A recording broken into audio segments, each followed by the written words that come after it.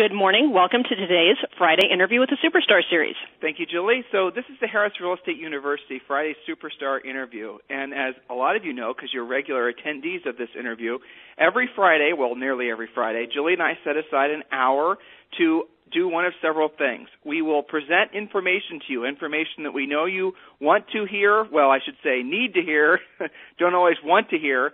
We sometimes will present to you interviews with authors or economists or people that aren't necessarily directly in the real estate industry that I think will have an influence on your life and your business, certainly. And other Fridays, we do actual interviews of Harris Real Estate University superstars.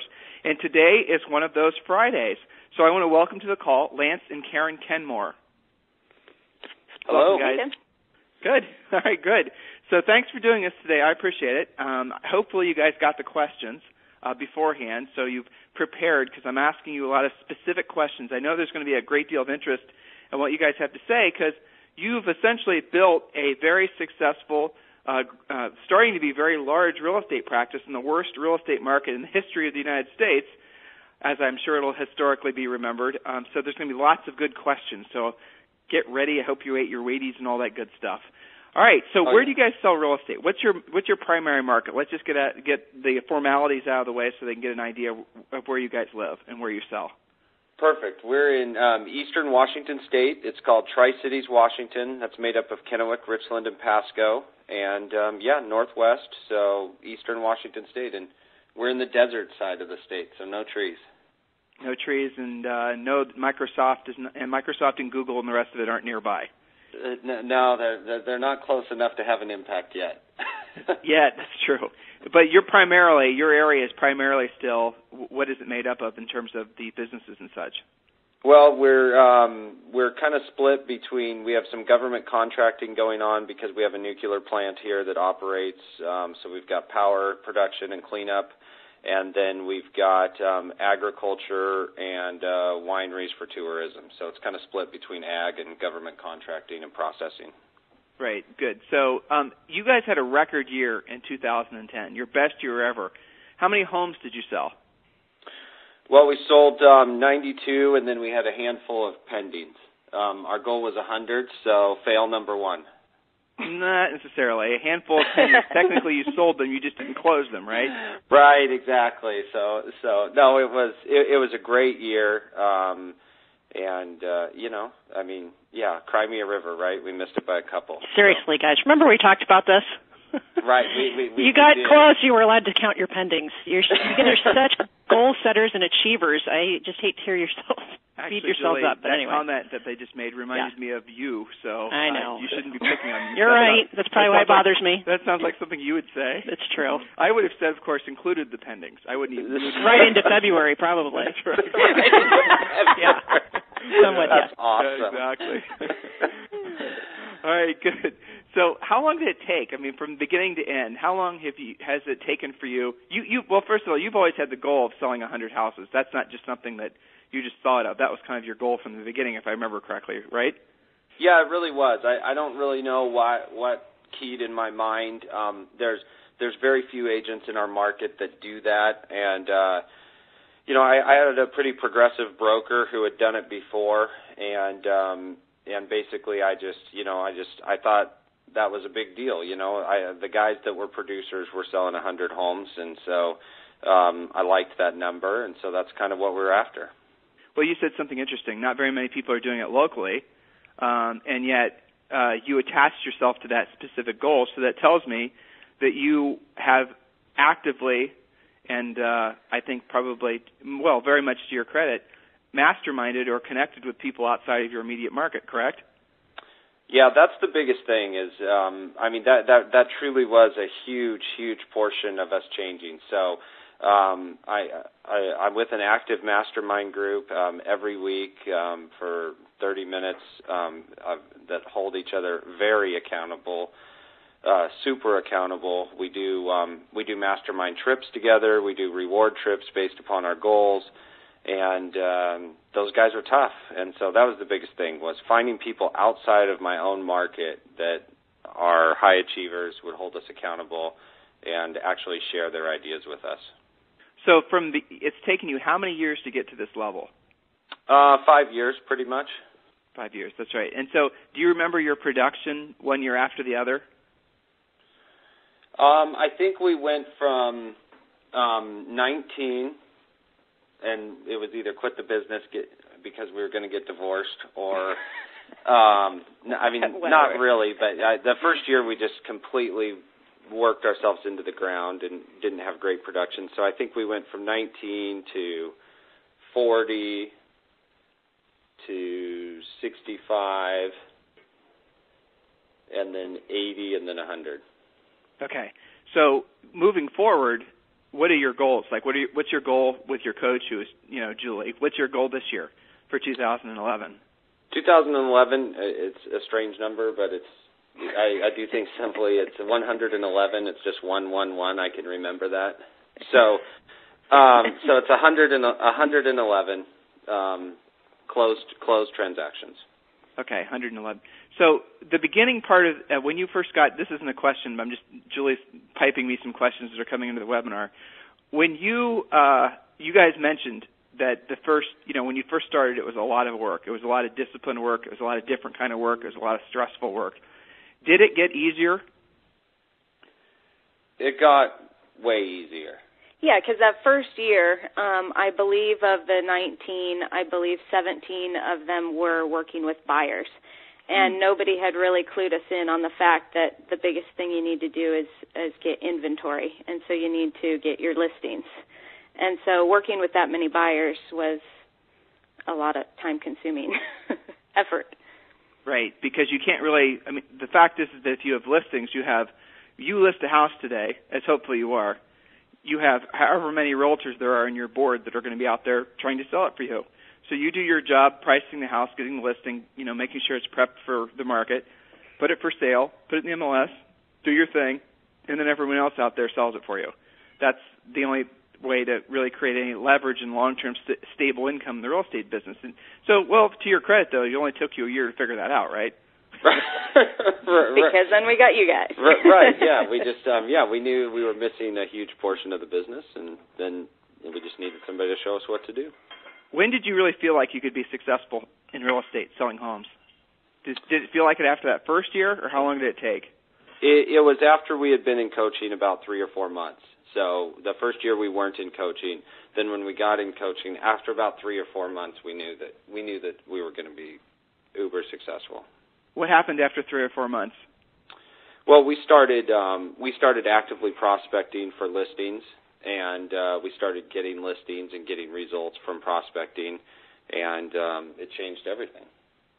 So beyond that initial start, did you ever feel that you weren't going to be as successful as you are now? You certainly always worked with sort of a blind confidence. I know that for sure. You always had that internal strength. But was there ever a time when you didn't think you'd make it?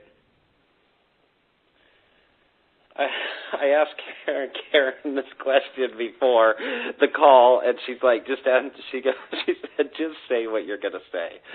And so the answer is no. We're both come from a sports background. I never show up and expect not to win. Yeah, that's the bottom line, isn't it? And that really is the mind. And that's just not in my personality to usually say that on a call like this. But it's because you think you're sounding boastful, but the fact is you're not. You're just stating a fact, and that's true, Lance, with being successful in anything. Right. It's just I don't know. It's just difficult. I always expect us to win. And that's the case. And I'm pissed when I lose. Whether it's a listing appointment or I've really had to adjust my personality to my son was on a losing hockey team this year that had a losing record. Very difficult for me to go to those games. Oh, you're one of those parents. No, I controlled myself as to not be one of those parents, but I'm telling you it was extremely difficult. All right. So, Julie, did you have something you wanted to say? I heard the phone click. Well, the thing that popped in my head when he said that was its versatility. We've worked with you guys a lot on the whole personality style thing, whether that's applying to your son's soccer game or dealing with a seller that's maybe not exactly like you. We've worked on listing presentation stuff where, if they like something, you absolutely love it, and the power of energy and enthusiasm. And what I love about you guys is exactly what Lance said. Failure is really not an option. I don't sense, at least not in the past couple of years, because Tim was coaching you first and then I was coaching you, so I don't ever sense like that there's an option of something not working. If you show up, you're going to get it. And that's called being really coachable, I think. Well, that drive, too, can be learned. That's the thing that people don't understand. Yeah, I think people do think you're either born with it or you're not, and I don't think that's true. It's not true. It's the thoughts you decide to have based on the books you're reading, based on the people you surround yourself with, based on the other things you're allowing to influence you. It goes back to basic stuff like having media-free mornings and doing things where you eliminate negative outside influences. All that stuff, it really does affect the way you think. And if you can harness the energy of other people. You can attach yourself right now as you listen to Lance and Karen, as you listen to Julie. You can attach yourself to their obvious drive. That drive, don't just assume, well, that's a gift that they had. It's not true. I've known all three of these people for a long time, and I can tell you that they developed it. They developed it after taking lots of actions, failing more often than they succeeded, but remembering the success and letting go of the failure and building on the success every single time. And what happens then is you start saying, well, I can do it, and then sure enough, your mindset shifts, and it doesn't go from it becomes an expectation. It becomes just the natural way of things, and if anything doesn't work out the way you expect it to work out after you've worked so hard and after you've trained so hard, then that is the exception. That's the thing that's weird. That's what's kind of shocking and surprising. So agents who are out there listening to this call now, live and replay, it doesn't matter where you are in your real estate career, if you really ask yourself, have I ever given myself the option of failing? The chances are, if you're not doing what you want to do in your real estate business or your life in general, it's because you've given yourself that option. Lance and Karen didn't. Any successful people, that's one of the key elements, is they don't allow themselves to fail. It's just not an option. I talked to a new graduate coaching student 2 days ago, and this guy was selling 300 houses a year. And to be honest with you, he didn't have very good skills, and he definitely wasn't organized, which is amazing that he was able to sell 300 houses, right? But here's the thought. He had something that really answered my question as to whether or not he was going to make it long term. He had drive. He had this burning desire to be successful no matter what. Everybody can get that. So, Kenmore, you mentioned that you had done a lot of sports and things like that to get that skill set, to get that sort of mentality. What did you? How do you foster that? How do you keep that drive alive? How do you keep that burning power really working inside of you? Do you want me to answer this, Karen? Go for it. I mean, for me, it's. I think it's just being around successful people. I think it is, tracking what other successful people are doing. It's truly, I don't remember the study exactly, but it's who you hang around with, is who you become. So I think making sure that, and if you can't physically hang around with those people, I think it becomes a matter of reading biographies. I'm amazed at how many amazing things people do and how they accomplish those. And so, remembering to read biographies and track successful people and see what they do is phenomenal. I mean, it just, it's interesting through seminars and stuff. We have a friend now that we used to hang out. As we built our business, we always kind of followed and tracked and hung out with Chris Heller, who sells in San Diego. And, and he would always give us advice on how to do multiple transactions and stuff. And, then a couple months ago, I saw now he is like the head of Keller Williams International Real Estate Division. And I was just like, oh, that's just Chris, I was like, but, it's hanging around people like that introduce us to other people that are doing more. It kind of snowballs, and it makes a huge difference. People who are successful want to be around other people that either want to be successful, who already are successful, because they recognize the power of attaching themselves to that same energy. People that don't want to be successful and people that just want to get by in different facets of their lives, they will do the same thing. They'll attach themselves to other people that are like that share that mentality. It's the whole crabs in a bucket story. So, the bottom line, guys, Lance and Karen, can anyone do what you've done? 100%. 100%. Yeah, in fact, 100%. In fact, I didn't even know how to answer. Like one of the questions I saw was like, "Do you ever have any doubts now?" I skipped that question, but since you brought it up, well, I didn't know what to put. I mean, Karen and I talked about it before the call, and I I had written down, no, I don't really have any doubts now, but sometimes, I always have questions, what's going to be next and what are we going to do next and how do we maintain, and so I'm always questioning what we're going to do next or differently or what the next level is. But the only doubt I ever have is sometimes I wonder why the rest don't do it, because it's not magic, so sometimes I wonder, I'm like, why me? Why don't some of the other people do it? Are you on a cell phone or a VoIP? No, I'm not. Landline. Okay, your phone is breaking up a little bit. Maybe, know what it is? You're on a cordless and you're too far away, or you're on a headset and you're too far away, something like that. Oh, okay, gotcha. I'll readjust. So let's talk about minimum daily standards. That's one of the ways that I know you keep yourselves on track. You have minimum daily or monthly, weekly standards, things that you hold yourself accountable to. Tell us about what those are and why it's important to operate like that. We just, the biggest thing that we know is that we need to maintain our listing inventory. So, our minimum standard that we shoot for is, 3 signed listings every week, regardless how those come from. Everything kind of trickles down from there, but, 3 listings a week, and we're always working with 2 active buyers. All right, so we're rolling into another week, and you absolutely positively have to take 3 listings this week. How are you going to do it? Tell us what you're going to do. In the order in which you're going to do it. And Lance, and let's assume that you don't have any leads to follow up on, okay? Okay. And the order in which you're going to do it. Share with everyone listening now and in replay exactly what you're going to do. Okay, if I have no leads to follow up with, then the first thing I'm going to do is I'm going to attack my top 20 sphere list. So people that always send me business.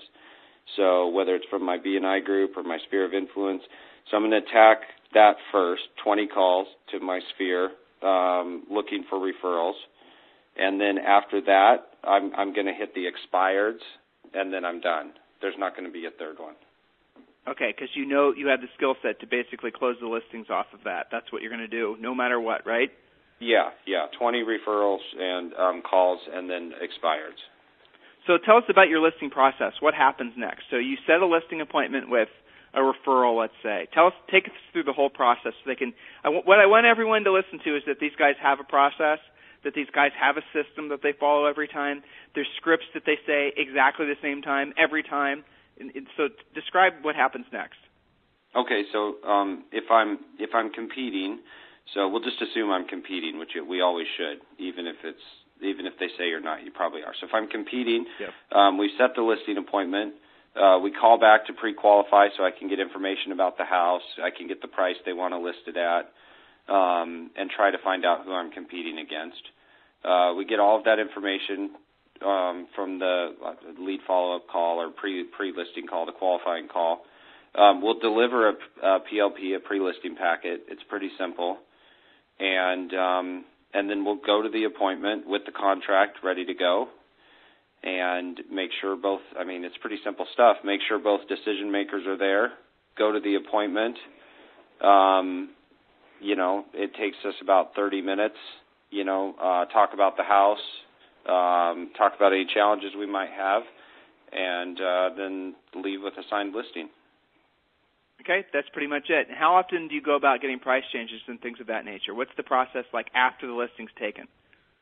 If I'm really concerned about it, we'll do an automatic price reduction at the listing. I don't have to do too many of those, but if I'm really concerned about it, then we'll do an automatic price reduction in 2 weeks at the listing appointment. And then otherwise, we're doing follow-up calls at 2 weeks and 30 days, based upon the number of showings we have. If we don't have an offer, trying to get price reductions then.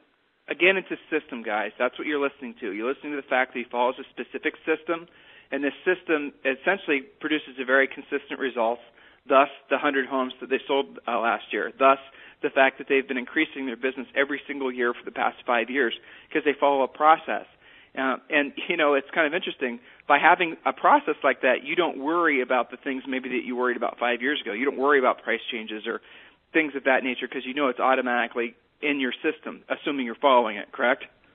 Yeah, assuming you're following it, and that's why we still have a coach, because I threw that in there for you. Yes, thank you, because there are times that we have to be reminded that we're not following it. Yeah, your coach tells me that that's your biggest area of not calling your listings and getting price reductions. Well, he's been cured of late.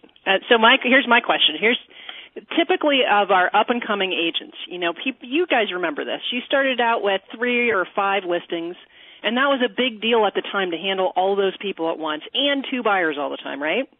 Right. And then, now you're at 10 listings, and now you're at 20 listings. So the challenge is, I'd like you guys to talk a little bit about building that listing inventory. Why is it so important? And do you actually talk to all of those people? We've worked on that. That's a lot of mouths to feed, lots of people to take after. And I think a lot of agents out there think it's very counterintuitive. You would think that would be a lot more work, but at the top of the call, you guys said that your lives have actually gotten easier in your business.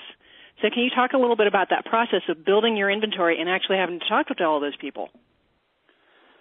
Yeah, we've constantly been working on those systems. I guess the thing that I usually tell people is that 1 outgoing call probably saves 3 incoming calls. Mm-hmm. You can cut a lot of that stuff off at the pass by working the calls in your system. And a lot of times, there's not a lot to report, but people just want to talk to you. We're constantly working for our clients, but they don't know that we're doing that. And even if that work hasn't produced a contract right away, you still need to call them and talk to them about that. And so, it is kind of counterintuitive to think sometimes, well, I don't have anything to report, but it doesn't matter if you have anything to report. People hired you because they had a connection with you, so you just need to call and remind them about that. And it really it really helps maintain the relationship. But it's hard. There's times that I falter on that and need to, go back to the drawing board and make sure I'm constantly doing that. But it really, you can really fit all those calls into 2 hours. I think we have, 35 or 40, but if you really need to, you can fit it into 2 hours probably. I'm sure you're following a script when you're calling these guys back for price changes or just giving them information about the market. And I'm sure, with regularity, you're asking for referrals and things of that nature, correct? Yeah, that's a huge deal. Is we get a lot of business from, our current clients and our center of influence, and that's where we get other listings and other buyers from. So I'm listening to these weekly standards, rather. I'm listening to all the work you're doing. I'm listening to the discipline that you have. What do you do in the days you just don't feel like doing it? Do you guys ever wake up and just say, or have days or maybe even weeks where you just say, I'm not really into it? How do you, when you feel like that, how do you get yourself back on track? Well, there are times that you just have to. You just have to go. Like, there's no good reason or whatever, but you just have to move. It's kind of like exercise, I guess, where, and sometimes I say to myself, sometimes I tell Karen, I just need an afternoon off. So I say to myself, okay, if you go to the office, even though I don't want to, and you do 2 things that you have to do, you get 1 more listing appointment and you get 1 price reduction. If I get those 2 things handled, then I'm going to cut out at noon.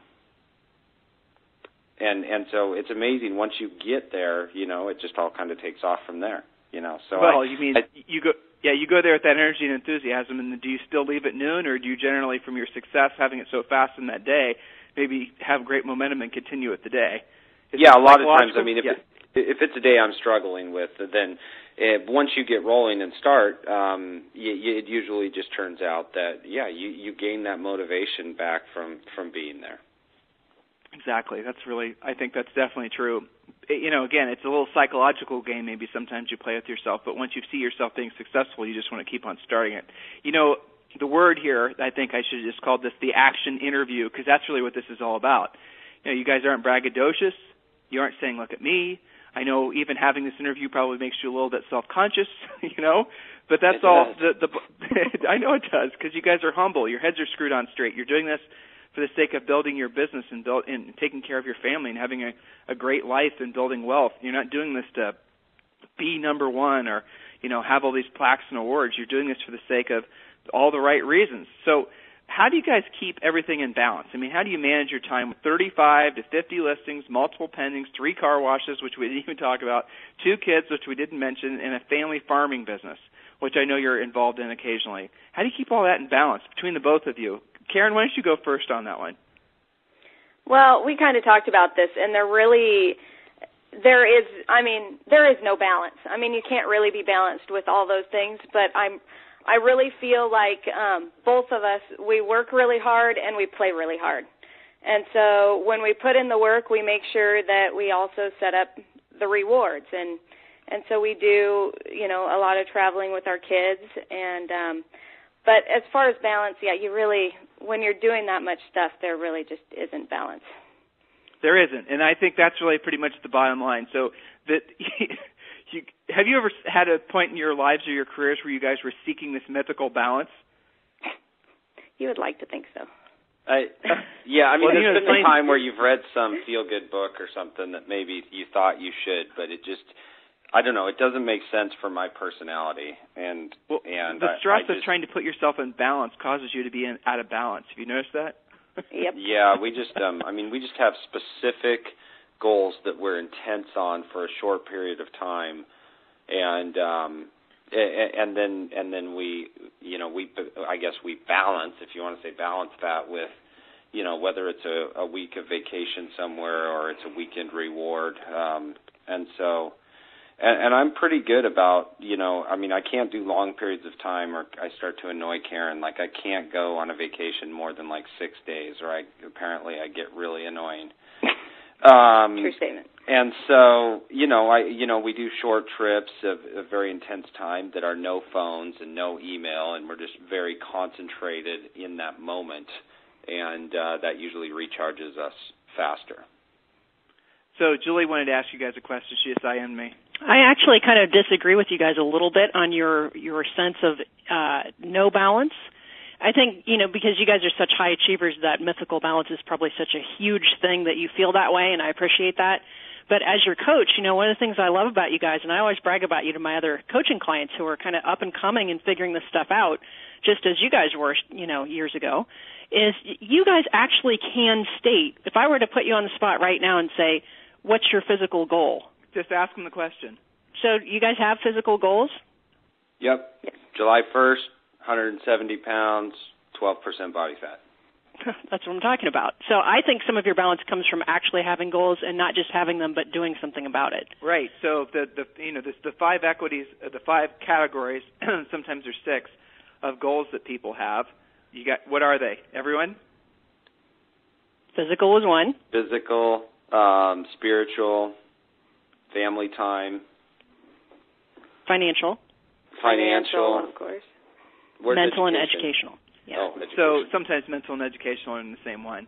So sometimes at different points in your life, you maybe will focus more on one goal versus another. So maybe Lance and Karen were focusing more on their financial goals for the past 2 years, and now this year they're going to focus maybe on their spiritual goals and on their, their financial or maybe their physical goals. So it's okay if you're never completely imbalanced. It really is an absolutely fool's errand trying to keep all 5 equities of life in balance, where you're, dividing all your life's energies amongst those 5 different activities. You got to ultimately understand that life is a journey, and you don't necessarily have to walk an exact path as prescribed in a self-help book. You can create your own path. I haven't read the questions, but I'm going to venture a guess there's going to be some people in there that are going to be sort of making comments around wondering how much time you guys spend with your kids. They don't understand, and maybe we need to say this, you spend a ton of time with your kids. Your lives really in your business is geared around your family. It's not the other way. Is that a correct statement? That is a correct statement. In fact, I have to be home at 3 o'clock today because it's my daughter's 7-year-old birthday, and we're having all the kids over to our house. I think I have to watch Beverly Hills Chihuahua 2 tonight to make my 7-year-old daughter happy. So no coaching call tomorrow. I won't do it after you've done that. So we plan. Yeah, it's a huge. Everything revolves around our kids. It really does. Family time, and my parents live close by. it's a huge deal for us. Well, that's the nice thing about this business, the real estate industry, is that you really can shape what your day is going to be like. You can shape when you work. And unlike what the sort of the dysfunctional way to run your real estate practice is you have your real estate practice and then whatever else in your life that exists kind of fits around it. Whereas what you want to do is you want to put the family issues, the family goals, the things that are really important to you, and form your real estate practice around that. That's how you keep it so that you're constantly motivated and excited to be in real estate, because you're living your life first and you're using your real estate business to fund it. That's really what it's all about. Again, it's a shift. Not everyone makes that shift just because it's such a radical shift to give yourself permission to actually live first and then, have the real estate business form to your lifestyle, opposed to real estate being your life. Some of you who are listening now in a replay, I'm sure I'm saying that and you're going, oh my gosh, no one's ever said that to me. You're giving me permission to actually do what I've always wanted to do, and thank you for that. And so for those of you who are yet at that level, you will get at that level provided you stay on the path. All right, so let's talk a little bit. Let's get into the lead generation stuff. So realtors always think that lead generation is their biggest challenge, and I think for most of them it is. So for lead generation, what are your best lead generators? What are the things that you guys are doing to generate your listings and your buyers? Well, I mean, we've kind of morphed into a part that we've been very fortunate that our center of influence and our sphere of influence referrals is still a huge part of our business. So, we're talking to those people quarterly. We're sending them quarterly market updates. We kind of have developed self-developed like newsletter market update that people love to get, what's happening with the market compared to how many houses we sold. And so we're doing that. And then, we're just servicing our sphere of influence, talking to them, mailing them, and making sure that when, we get those referrals, we're selling those houses quickly. Well, let's talk specifically, though. With your center of influence, your past client plan, tell us about exactly what you do. What is that follow-up plan with after someone enters your sphere of influence or is a past client? It's not.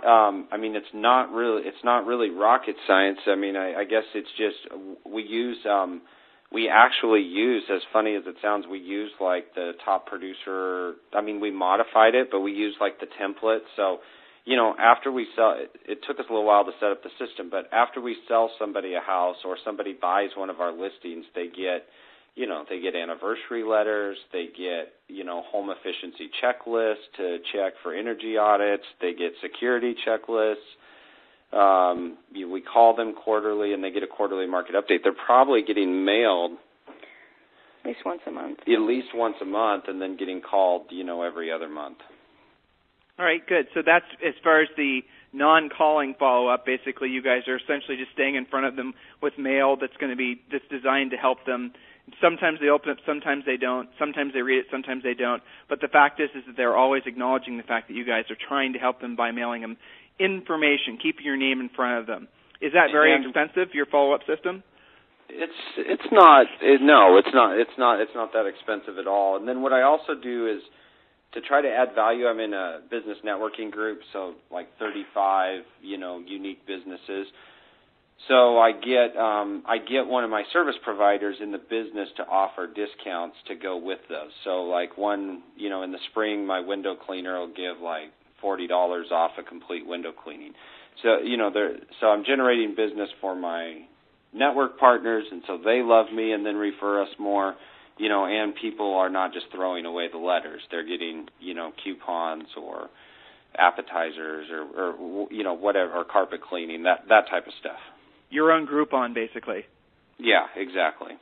Okay, good. All right, so moving forward, in addition to taking care of your centers of influence and past clients, mailing them and calling them, what else are you doing to generate new business? Radio's huge for us. I host a radio show on Saturday mornings. So it's called the Tri-Cities Real Estate Update. So we kind of branded it as a regional real estate update show. So I host that show, and then I run radio ads with it, in conjunction with the show. So tell us about the radio show. When did you start doing it? How does it? Give us all the details. Assume someone out there wants to follow in your footsteps and do their own show. Okay, so about 2 years ago. year and a half. Was that when we started the Russell Shaw stuff? I mean, it really all started about 3 years ago from one of these superstar interviews. So I was listening to these interviews, and like 3 years ago, you had Russell Shaw out of Phoenix on. Right. And his whole like interview was kind of about his radio system and stuff, which is amazing and brilliant. And I was listening to the interview, and I was trying to find where in my market I could dominate, because there's a print agent that $7,000 a month has her own print magazine. She kills it.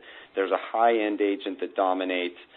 And I was looking, where can I dominate? And when I listened to the superstar interview with Russell, and I said, you know what? I don't think there's a radio agent that dominates. And after the superstar interview, I contacted Russell Shaw. He talked to me about his program, told me what to do, gave me some pointers, and so I took that system and moved it to our market and started running the radio ads. So I did that for about a year, and we had success with it. And then there were some struggles in there too. And then after we did that for about a year, I ran into another agent in Florida that was doing a show, and they said, and one in California, and they said, you know what, you should try to get a show. You should see, now that you've been doing this and you've been on the radio, the station, you'll have to pay, but they'll probably let you do a show. And sure enough, they did, and so we started hosting the show, which really changed our dynamic to like expert status. How much does the show cost?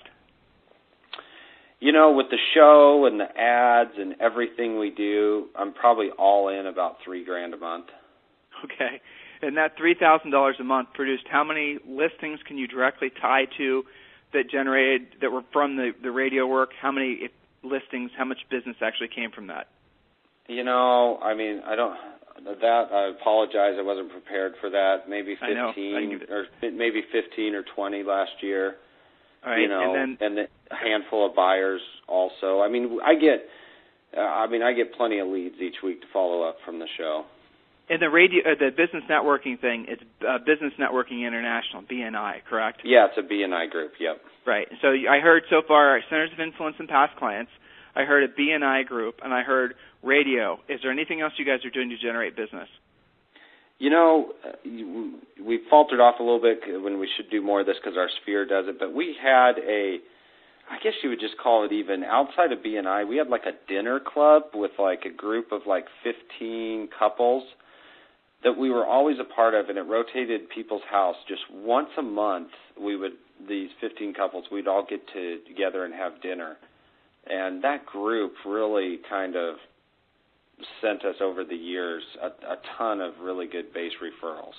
And so it wasn't even a club or anything official. It's just 15 couples, and about 10 would show up, and we'd just have dinner at somebody's house once a month.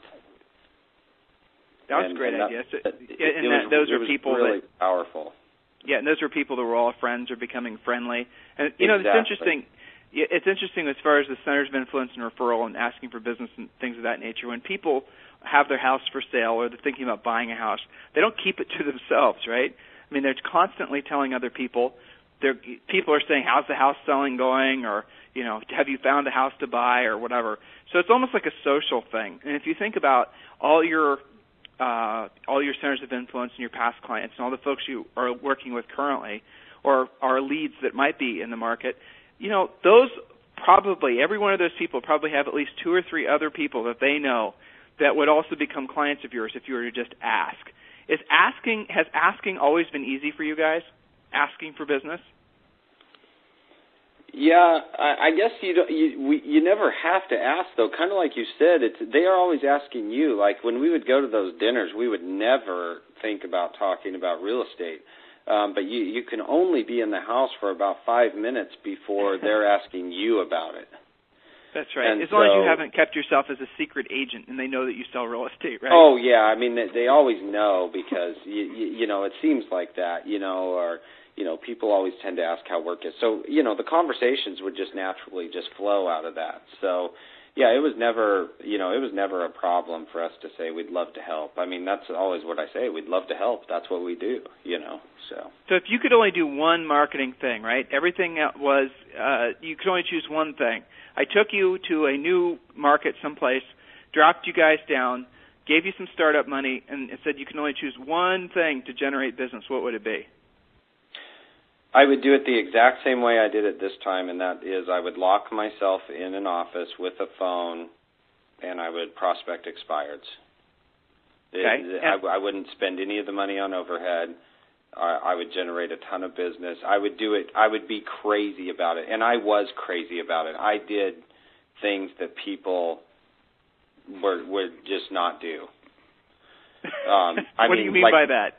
Well, like my favorite expireds were when I was building our business, and I'm kind of getting excited talking about I should do it again, or I should just hire an agent and make them do this for me on my team. In fact, I might do that. So like expireds are like my favorite ones were the ones that didn't have a phone number, or the number wasn't in the listing, or the people had moved out of state, because I became like a detective. Like my whole goal in life was to find these people, because I knew there was no competition. So like I would, and that's so much easier now with Facebook. So like I would call, if they had friends that were in my Facebook network, I would call that friend and try to get their number. If their home number wasn't in there, I would find out where they worked and go to their work, and drop off pre-listing packets at their office about their house being expired. We would totally, New Year's Eve wasn't even a holiday. On New Year's Eve at 12 at midnight, we would start formulating letters in boxes, and then from 12 to 4 in the morning, we would drop those off at all the expired's houses and say, like, your New Year's resolution should be to actually sell your home. And so when they would wake up in the morning and walk out, all hungover, they would just see us right away. Well, I mean, so you're giving away lots of little secrets that's making me laugh hearing you say it. So let me share with you some of the things that he mentioned. It just maybe was a little bit too conversational. One of the best days to hunt for expireds, and by the way, I think that was the right answer. That only makes sense, right? You just work expireds, because God knows right now in this market there's more than enough expireds to go around. The best expireds, now you guys don't have a lot of distressed property in your market because your market's been very consistent. It's one of the few markets in the country that's actually maintained itself. It had a little blip, but for the most part it's very strong, correct? Right, very strong, yeah. Right, so you haven't had to really focus all your energies on distressed property. But for the rest of us, expired short sales are some of the best leads out there, period, into conversation. And if you happen to find an expired HREU, which I doubt if you will, but those are gold as well. So best days to go after expired listings are definitely going to be the first of the month or sometimes the last day of the month. Holidays, any sort of governmental, well, how many realtors do you think took yesterday off because it was St. Patrick's Day? I'm guessing a lot, right? Well, right. Seriously, maybe even the whole week, right? St. Patrick's week, our real estate brokerage is closed. Of course, I'm just having fun now, but you get the idea. So if you think, well, where is the competition? It's the old Wayne Gretzky thing, right? What's the key to Wayne's success or being successful in real estate or hockey for that matter? Is being where the puck is going to be, not where it is. And that really is what you're talking about with regards to going after these expireds and just business in general. You were talking about, well, there's no one doing radio. That's where the puck is going to be, so I'm going to go there, opposed to focusing on where it is. Well, no one's hunting expireds with no phone numbers, so those are the guys I'm going to go after. No one's going to call on holidays, so those are the guys I'm going to try to list. It's just a different way of thinking. It's not running with the herd. It's just doing something a little bit, not slightly, but a little bit radical that really makes a huge difference. And the nice thing about real estate is, the margins, the commissions, the amount of money you can make for just shifting your thinking just ever so slightly can be epic. So as far as like referrals, they're a big source of business for you. Any other secret tips, any other suggestions the agents out there could have as far as to how to build that center of influence referral? I'll get you started, obviously, for clients, get their house sold. That's definitely going to make them raving fans of yours. But beyond that, is there anything else you do to foster that relationship? No, I mean, other than just staying in contact with them and getting their house sold. I mean, that really is the biggest thing. I mean, and I even tell people now, I mean, just price correctly, because it's better to lose on price than to, be stuck with something, that's not going to sell. Like, you'll always be respected long term, and your houses will always sell faster, and that's what people remember. They always remember the quick sale, and it just spreads like wildfire.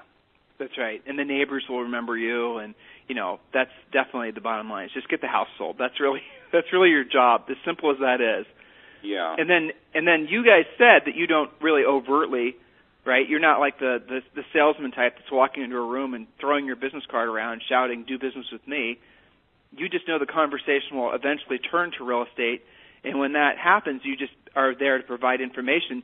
Do you ever overtly ask for business? Do you ever say anything that would ask them for business themselves or anything like that? How direct are you?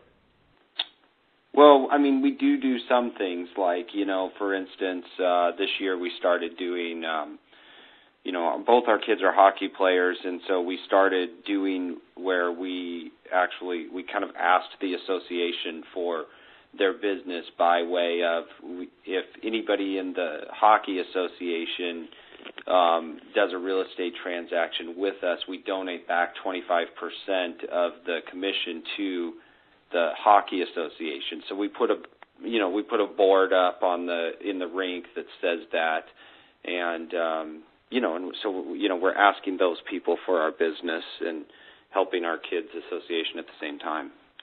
Gotcha. And there's lots of ways you could do that too. You could, for example, rent out a movie theater, and you could have like a client appreciation day when there's some new kids movie coming out, and tell them to bring their children. You could do it on a Saturday morning, like 11 a.m. or whatever, and that doesn't cost very much. Most local cinemas will be happy to do that. Lots of ways you can give back and really make those centers of influence and past clients feel like they're part of a club, feel like they're really, part of a special group. And then if you just stay in front of them, they will send you business. So based on your numbers, it sounds like, I'm going to venture a guess here, that more than half of your business comes from just taking care of people, just getting their houses sold, centers of influence, and past clients. Is that right? It's almost exactly 50%, yeah. All right, gotcha. So what has surprised you? Well, let's talk about your team real quick. You mentioned your team. How's your team changed over the last few years? Well, we had the confidence to add a second buyer's agent.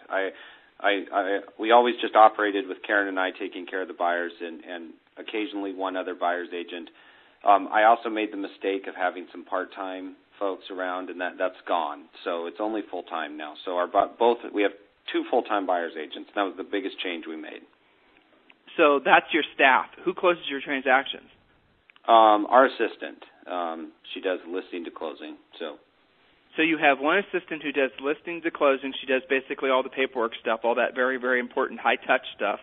Then You have two buyer agents that take care of your buyer leads. And Karen, what is your job description? Overseer? Yes. Whip cracker? She's the boss. Okay, yeah, exactly. Well, actually, Karen's like the CTO in your business, isn't she? Or more like she'll go in there and she'll fix things. She goes in there and she'll, wherever there's a deficiency in a particular aspect of your business, she has the skill set to kind of go across all different, job descriptions and fix problems. Is that a safe description? That is. Yeah. That is super accurate. And she does implementing all the systems and making sure all the marketing and all the web stuff is functioning properly. Right. You're like the president, Lance is like the CEO. And Mr. CEO, you're in charge of all the listing stuff, correct? Correct.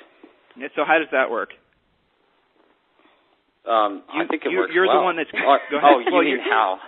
You're converting the listing appointments, right? You take all the listing Correct. calls. Do you have so your typical... What's your job description? Describe what you do. Well, so basically, my early morning is to, basically get my assistant lined out, make sure everything is working there, and then morning is pretty much lead follow-up and prospect in the morning, usually probably for about an hour and a half, and then I do appointments. In the late afternoon, So, I'll go in the morning, do our prospecting, do our lead follow-up, make sure our assistant is working on any, emergencies per se that come up. Check in with the buyer's agents, make sure they're lined out. Early afternoon, we usually fit in our workout, and then late afternoon appointments. Gotcha. All right, good. So a very disciplined day. All right, Julie said there's some questions in the webinar. Julie, have you picked out the questions you want to ask? Had to unmute myself. A lot of people are asking about your pre-listing package. What goes in there? When do you use it? Do you use a different one for expireds versus normal people? Can you talk a little bit about that? No, I don't use a different one. That would be way too complicated for me. Like I grab one folder and I just had to make it kind of, work across the board. In there is just, it just talks about our team, talks about how we do business, our commission structure, and then it has in there a list of frequently asked questions. So we developed, questions, that generally the top 12 questions people will ask, and that usually answers most of people's questions. And so, which are curiously their common objections, right? Yeah, should we have open houses? Can we list high and come down later? How many listings do you typically have? What's your average days on the market? And there's 3 or 4 others. And then we also put in the testimonials, Oh, yeah, testimonials are huge, with phone numbers. Yeah, and marketing, the different aspects of our marketing. By the way, what they're describing is the pre-listing pack that our graduate coaching students get when they enroll as a personal coaching client of Julie, myself, or another coach we have, Eric. So as far as what they're describing, I know that they modified it for their specific needs in their market. But we have a templated pre-listing pack. We have a templated listing presentation. Some of you are asking about the expired scripts that they use and the lead follow-up scripts and all that. We have those as well. I think some of those are free on the blog as a download, realestateinsidernews.com. Some of the scripts are up there. But if you really want to get good at your scripts, where you really want to have the confidence to know you can knock the expires out, Julie has a scripts and prospecting class that you can enroll in. Someone asked, I think someone from Michigan asked if they wanted to speak with us about a coaching program. Call 866-422-9497 and just ask for Rochelle. And Rochelle is our wingman, and she'll certainly help you answer any questions you have. All right. Julie, any other questions? Deborah in Los Alamitos would like more information on how many people are on your team and what do they do specifically? Perfect. I think, and she might probably ask that just before we just talked about it, but yeah, it's really, that's it. It's our assistant and 2 buyer's agents. So you mean you're doing you're on track to do over 100 deals. You just about hit 100 deals, and you don't have an army working for you? No, we talked about balance. It's not always easy, but, I'm always very conscientious about cost. Karen tracks that like mad. And so we always have to be almost overwhelmed, about to quit, totally buried before Karen says we can hire somebody else. Well, let me jump in here because that's really important. So Julie has, you guys run into all the time agents who do it backwards. That's really the bottom line. They build these businesses, they add all this staff, this overhead, fancy websites, lead management systems, blah, blah, blah, blah, blah. And then they forget the whole reason they got in the business in the first place, which was to actually make a profit. Guys, here's a little secret for you. Nobody buys real estate practices from realtors. Nobody does. Your business has no value. There's a little secret. Brokerages, for the most part, have no value. The only value long-term that you're going to derive from your real estate practice is the profits that you make. And if you're spending all of your money to build this big team, and the team's not actually driving any profit to your bottom line, there's only one reason you're doing that, and it's called ego. Now, if you're building this big team just so for the sake of saying you have this big staff and you can walk around with your chest puffed out at real estate conventions with a legion of entourage folks following you around, and if that in your mind is a fair exchange for the life energy you're putting out versus saying having any long-term profits, well, then go for it. That's fine. That's your particular value system. what we do here at Harris Real Estate University is we get all of our graduate coaching students, hopefully everyone, to really focus on the fact that you're in the real estate business to make a profit. Profit is not and never will be a bad word. And with that profit, you buy investment properties. Lance and Karen have investment properties. They have car washes, coin-op car washes, things of that nature, because eventually, believe it or not, you might not want to sell real estate. You might actually want to do something else. You might want to sell real estate part-time and build enough passive income that you can have those options. The sad truth is that not very many people are teaching agents that the fact is that these practices, these businesses really are just about, your product is your profit. Your product is not a happy customer, though that is a byproduct. Your product, just like Henry Ford's product was Model Ts, Apple's product is computers and iPods and the like, your product is profit. Ultimately, that is what you're supposed to be producing. Does that resonate with you guys, Lance and Karen? Mostly? 100%, yeah. Was that hard for you guys to wrap your minds around that versus the typical, I got to sell more houses and I need a bigger Cadillac kind of mentality that is so prolific in the real estate industry? I mean, I think there's been certain times where we've made mistakes about how much we should be saving, and I think the answer is always more. But for the most part, I always came from a business background that was, it's about what you take home. So, it wasn't super difficult for us, but I think, I think there was a point in time where I had to retrain myself to stop buying so many things, even if that was investment property, and save more cash. So we've made changes along the way. And that has just been a balance or development. And other than those small changes, though, it always came down to how much money are we going to make. Well, that's really the bottom line. And actually, to Karen's credit, I think Karen's the one that got real vigilante on the whole savings thing, correct? Oh, God, yeah. If I wasn't married to her, I'd be in big trouble. So, I just kept buying property. And at some point, she's like, can we stop and pay for all of this at some point? Well, there's the concept, right? Paid off. I was like, okay, that's a great idea. So we came to agreement on that. Again, we're in a business that focuses on more production, right. More units, more team members, more accolades, more awards, more listings. Nobody talks about more net profit. Nobody really truly talks about building your net worth. How much is that thought of building net worth for you? How prevalent is that into your everyday thinking? How often do you guys think about that? We think about it quite a bit. A lot now. I mean, we had certain goals, and we're in a different stage now. I mean, we did have goals of acquiring so much, property, and then we had a very specific plan then of paying that off, on a very accelerated rate. And so we look at those numbers a lot, and, we see the net worth sheet. We have a spreadsheet that tracks it all. We see that change, and, we're very much aware of those changes and how they affect us. That's the ultimate test of how good you are of a business person, right? Not a salesperson. A salesperson just sells houses in our industry. A business person actually produces profit, and with that profit, you put it in places that produces passive profits. That's the ultimate litmus test of how good of a business person you are. So, a question for you, kind of a tough question, I think. Why you? Why Lance and Karen Kenmore? Why are you so successful now when so many other agents across the country are struggling? What makes you so special?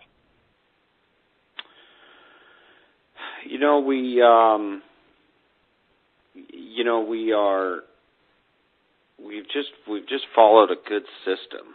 I think that system has come from coaching. And I'm not just saying that. Trust me, Tim does not pay me to say that. If he did, I would accept it, but he doesn't. I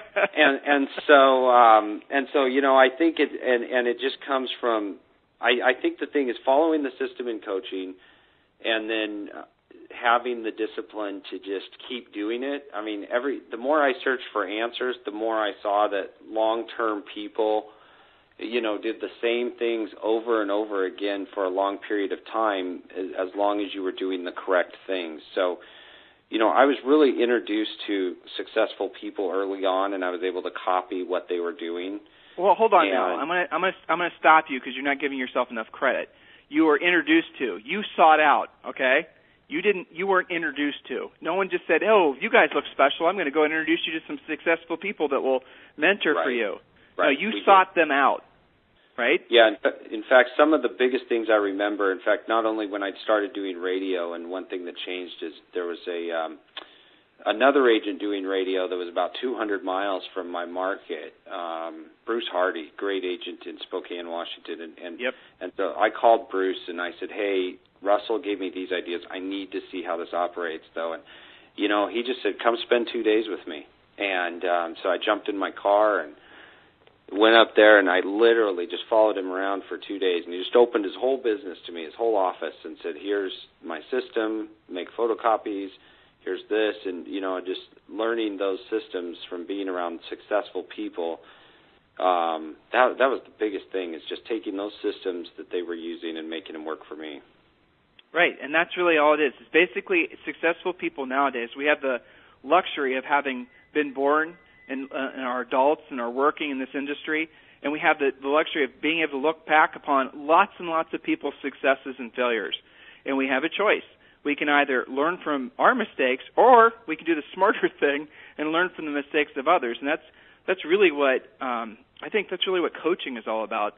That's really what reading is all about. That's really what getting out of your comfort zone is all about. Setting big goals. As far as big goals, you guys aren't looking to buy yachts and houses in Aspen. You're looking at what are your goals? I mean, if you had to sort of put a theme on your overall goals, what would they be? Well, our goals right now is to become a bank, our own bank, because it is complete debt-free. We've been paying off debt the last 2 years like it was going out of style. We have a lot of property. We foresee that property all being paid for, and then using the cash flow from those properties to buy other properties as our own bank. So what I heard you say is freedom. That's what you're describing.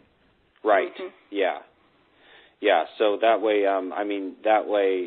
you just become mega profitable at that point. So our real estate business right now is just generating loads of cash flow, so that we can pay that stuff off, and then continue in whatever direction we decide. So, but that is huge for us. That's right. So, Julie, any other questions came into the webinar? Now, you know what I was thinking? I need to check the webinar here. I've been walking around and listening. I was thinking, a lot of times we get free coaching calls, and I sense that agents have this thing. And I know, Tim, you get this on coaching calls too, and Lance and Karen, you guys hear it in your travels.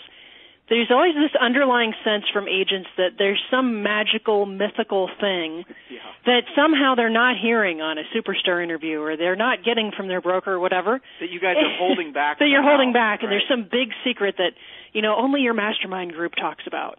When in reality, look at what you guys have talked about. You got the radio idea off of a superstar interview.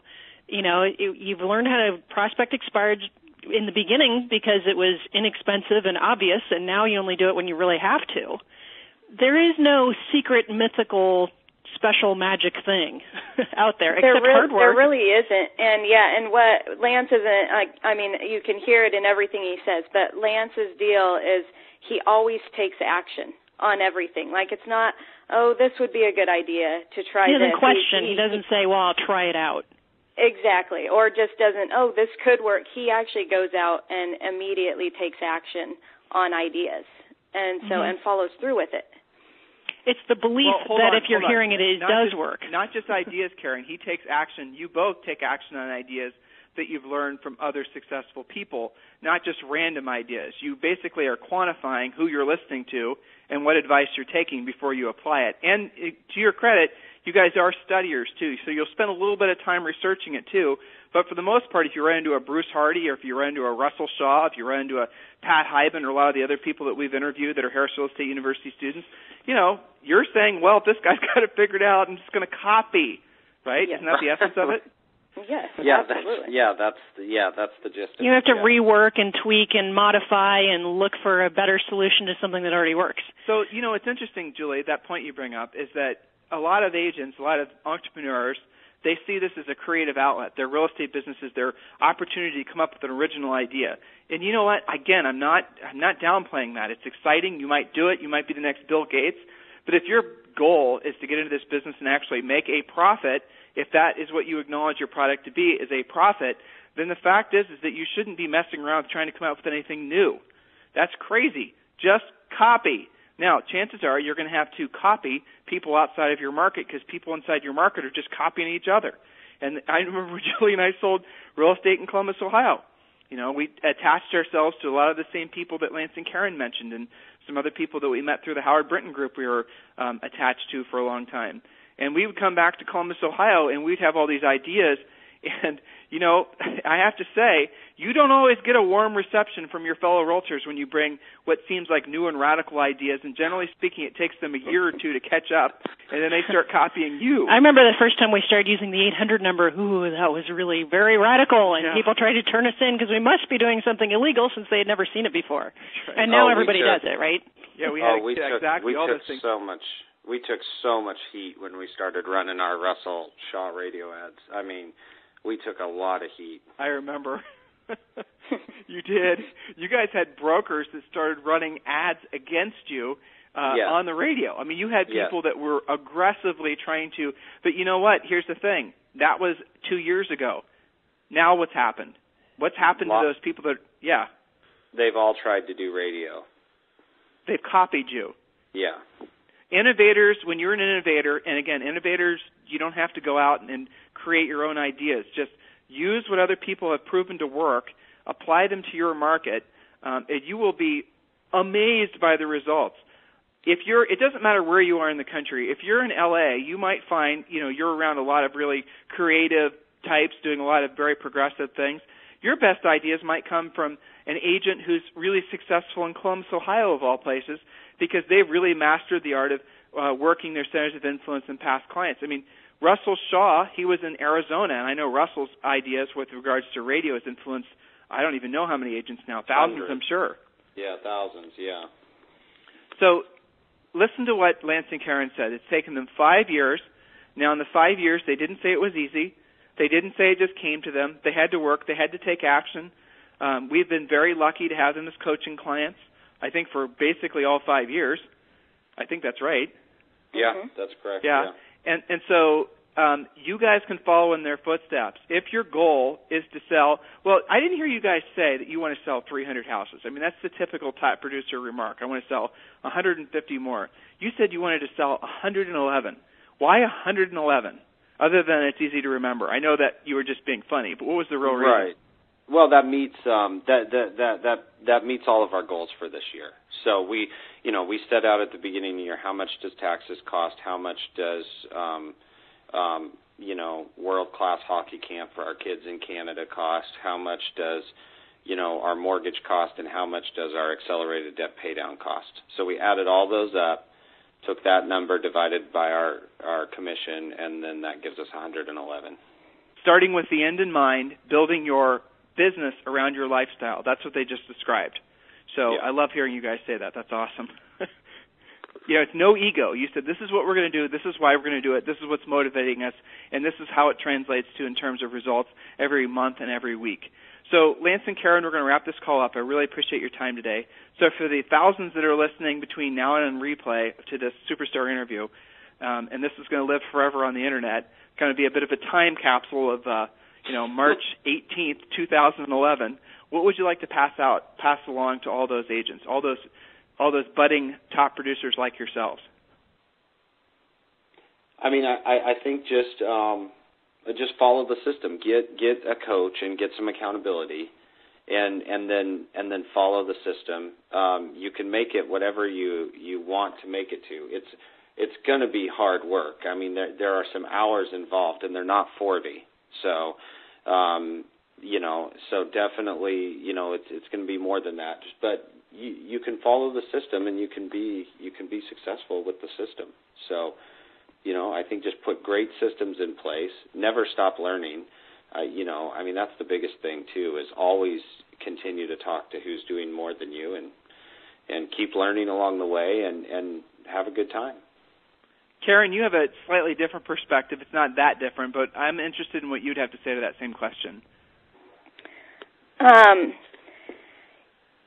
It really is just, I really follow a system. Just like Lance said, though, it really is, accountability is number one, because if nobody holds you accountable, you probably won't do anything. So the first thing is making sure somebody holds you accountable, and then creating the system, and then following the system. And really what that does is it provides you, even though it is hard work, it provides you with a life that's wonderful for your family. That's pretty much it, isn't it? Julie, go ahead. Well, and I admire you guys because you are kind of living the dream. You do have a wonderful life with your family. You do have and make tons of time for your kids. And, I rarely talk to you guys when you're, having a meltdown or coming unglued. Occasionally you have some stressful days, but of probably all of my coaching clients, you guys are not only just the most stable, I think, overall, but also you get it. You're following something. You have a plan. You have systems in place. And now the fun part about watching you guys grow, as we've seen you over the past 5 years, it's almost like you're just getting started with the fun part, because you are becoming your own bank. Your debt's getting paid off. You've got a plan. Now you've got this machine, and all you have to do is execute it. That's been what's fun to watch for us. So I hope that there's lots of people listening to this call that are going, you know what, I can be just like them, just like you looked at Russell on that superstar call and said, I can do what he does. So I think we all need to stay connected and work with each other. We're amongst friends. We're amongst colleagues. And the point that you guys made on the call, be associated with people who you look up to, who you admire, who you want to be like, and don't try and reinvent the wheel. So kudos to you guys. Keep up the fantastic work. We're so ecstatically proud of you, I can't even express it. Absolutely. Well, we're glad to be a part of it. We're always feel fortunate we've had you guys as coaches in your organization, and so it's helped us tremendously. So, Julie, you have a question for everybody listening now, and why don't you put it out there, and then if they're interested in this, they can email you directly. What do you say?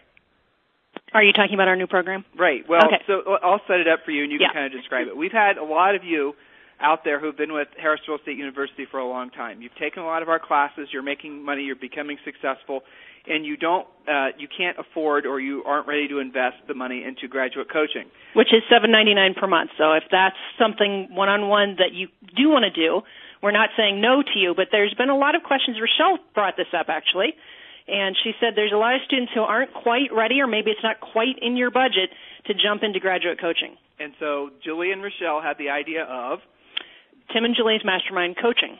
All right, so what would it be? It would be 4 calls per month with just Julie and I. And it would not just be on REOs or short sales or center of influence or past clients. It would be on all that stuff. But the idea was we would have all of you go through the same graduate-level coaching process, though not as intimately, obviously, because it's going to be a group call. It's not going to be a one-on-one call. Please be clear about that. Lance and Karen are one-on-one clients, or rather graduate coaching clients where we have personalized conversations with just them.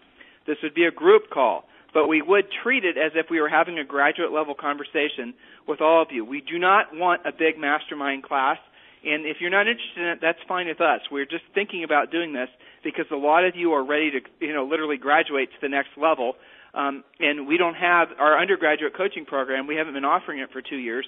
So what Julie and I, or rather Julie and Rochelle, thought would be a great idea is if we offered a Tim and Julie's Mastermind. So again, we can talk about the details of it later, but basically Tim and Julie would be your personal coaches for the next 12 months. So if that's something you're interested in, it's going to be $97 a month. It's very affordable. Again, we did this. We always do our classes with keeping in mind what's going on in the economy, keeping in mind what's going on in the real estate industry, keeping in mind that the more people we help ultimately at the highest level, the better off everyone will be.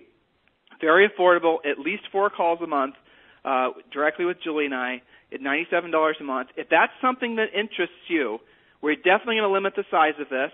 It's not just going to be a huge class where as many people that enroll or as how many people get in. If you're interested, email Julie directly. Don't email me. Email Julie directly at julie@harrisrealestateuniversity.com. So it's julie@harrisrealestateuniversity.com. This is something you're interested in? Great. Only if you're serious. Yeah, only if you're Don't serious. ask 9 million questions and then think about getting ready to possibly start thinking about it again next year. So, exactly. Okay, so Julie at HarrisRealEstateUniversity.com. This is a new thing that we literally created this week, and we're excited to bring this to you because this is as a direct result of your requests. This isn't something we normally would have done. So No. Please email me if you're interested, and we'll talk about it. So, Lance and Karen, I want to thank you for being, I see Julie already into the recording. I want to thank you for being this week's Superstars. Again, as to what Julie said, we really appreciate being your gooses to your, what would it be? What was Tom Cruise's name?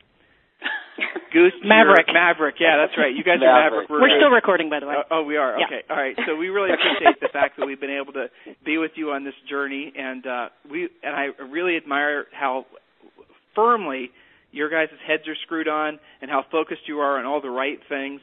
It's admirable, and I think you're going to find that the effects of this interview really radiate across the ages as far as our real estate industry as you sort of reconnect with a lot of people's really initial desires and motivations to getting in the real estate industry. I mean, it's not about the ego stuff, guys. It's really about designing a business around your lifestyle and building what Lance and Karen said, which is financial freedom. Financial freedom, at the end of the day, is what everybody wants. And you can have it, but you have to go after it. It's not just going to come your way. You're not going to get handed it. You have to have a plan. You have to implement the plan and design your real estate business around that plan. So, Lance and Karen, on behalf of Julie, myself, and all the faculty and staff, and thanks to all of you for joining us for today's Superstar interview. Thanks, guys. Thank you. Thanks.